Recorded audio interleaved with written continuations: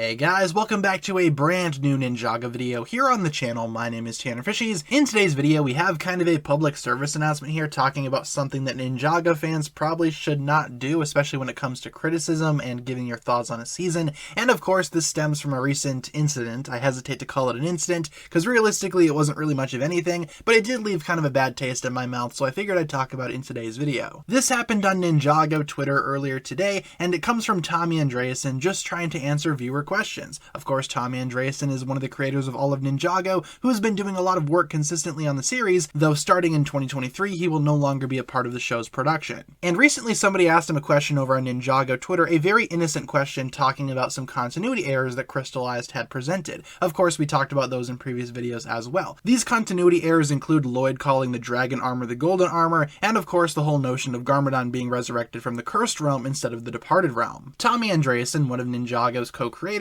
responded to this question with a pretty open and honest answer. Just wanted to address this with a very general answer. 20 million pairs of eyes and ears are likely to catch something that one pair doesn't. Except the question regarding Garmadon, he was inside the cursed realm inside the departed realm, Kaiju Protocol. That we can save for another video topic because I'm not really sure how that works, but in terms of the question itself, that's totally fine. And Tommy Andreasen's answers are totally acceptable as well, obviously. So where does the problem come into play, you may ask? Well, the problem comes into play when somebody on Ninjago Twitter, who shall remain nameless, responded to Tommy in the worst way possible. This is not the original poster of the question, by the way. This is somebody entirely different. They enter this conversation chiming in with this. That's true, and this is a good answer, but one pair of eyes and a level of care and concern for your end product would do just fine anyways. A simple bit of research and refreshing concerning the history of the show could have fixed many of the errors that exist in Crystallized. And this is where I start to take issue with this whole debate here. This is not the best way to word criticism. I understand that this person may have been attempting to propose criticism, which criticism is always necessary. It's always okay, it's always acceptable. However, this right here comes off as more of an insult than criticism. And as we've discussed on the channel many times before over the years, there exists a very firm distinction between criticism and insults. The criticism towards the errors of Crystallized is totally acceptable, don't get my words twisted here. However, this specific comment right here is more of an insult than anything. Tommy Andreasen then responded with this: "Don't worry, I am no longer on the show, so you won't have to deal with my negligence and not caring anymore. I wish you happy viewing," which is just really heartbreaking to read because Tommy Andreasen, for those that don't know,